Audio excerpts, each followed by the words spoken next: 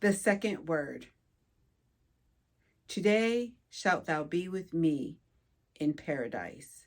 Luke, the 23rd chapter, verse 43. Salvation sets us free. Who are you setting free? There were two criminals on either side of Jesus while he was on the cross. They had two different attitudes. The first one said to Jesus, "If you are who you say you are, save yourself and us. Come down from that cross."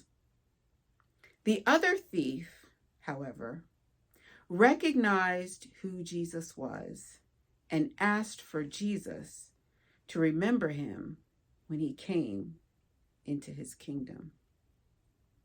The Amplified version says, Jesus said unto him, "I assure you and most solemnly say to you, today you will be with me in paradise." The word assure is a verb. It means to tell someone something positively or confidently, to dispel any doubt that they might have.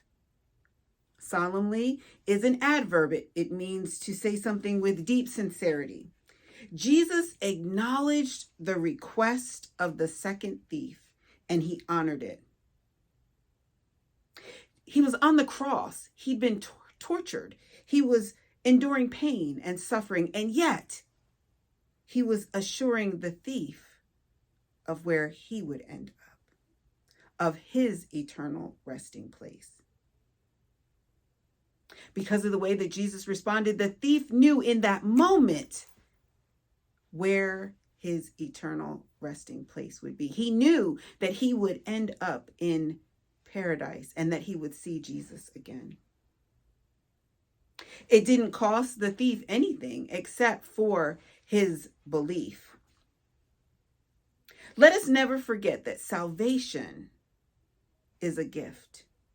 It is a free gift, one we don't have to pay for, we don't have to negotiate it. It is a free gift from God. Ephesians 2:8 says, "For it is by grace you have been saved through faith. And it is not from yourselves, it is a gift from God." And so this prompted me to think about when I first came to Christ. I was told that it was as simple as ABC.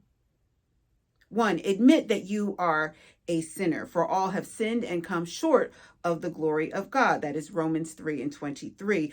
2, believe that Jesus is the Son of God and he chose to die on the cross for you.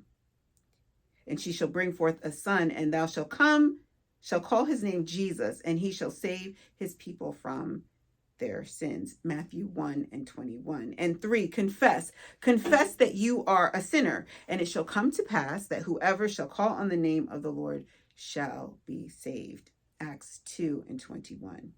See, the first thief, he wanted something for nothing. He didn't admit to his wrongdoings. He didn't confess anything. He didn't even really believe that Jesus was the Son of God or the Messiah. He said, "If you are who you say you are, if you are the chosen one, come down from the cross." If he didn't even believe who Jesus was. But the other said, "Don't you fear God?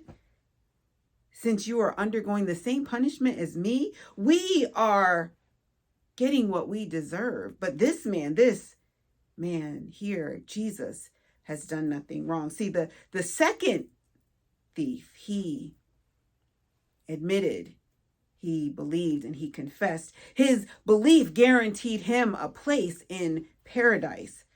So the question I have for us today is, when was the last time you assured someone of their place in paradise? When was the last time you talked to someone about the free gift that is waiting for them? When was the last time you taught someone their ABCs? Are you a soul winner, or are you simply sitting on the sidelines waiting for someone else to talk about the gospel? You don't have to have a title to share the gospel, to share who Jesus is, how he's worked in your life, and the free gift of salvation through him. The good news can and is supposed to be shared by all believers. Just as someone brought you to Christ, you are supposed to do the same. We should be living testimonies to the benefits of salvation and be able to share them. What are some of the benefits? We are protected. Psalm 91:11 says, "For he will order his angels to protect you wherever you go." We are strengthened. Psalm 37:39. "But the salvation of the righteous is from the Lord. He is their strength in the time of trouble." We are intercessors. Isaiah 59:16 says, "He saw that there was no man and wondered that there was no intercessor. Therefore, his own arm brought salvation for him, and his own righteousness, it sustained him." We are victorious. Colossians 2:15 says, "Having disarmed principalities and powers, we made a public spectacle of them, triumphing over them in it." And we are loved. John 15:13 says, "There greater love hath no man than this, that a man lay down his life for his friends." Jesus laid down his life for us. My challenge for us tonight is to make it a goal to teach someone about the benefits of being part of the kingdom of God.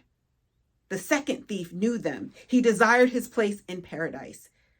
We, as believers, should want to assure as many people of their place in paradise, just as Jesus did.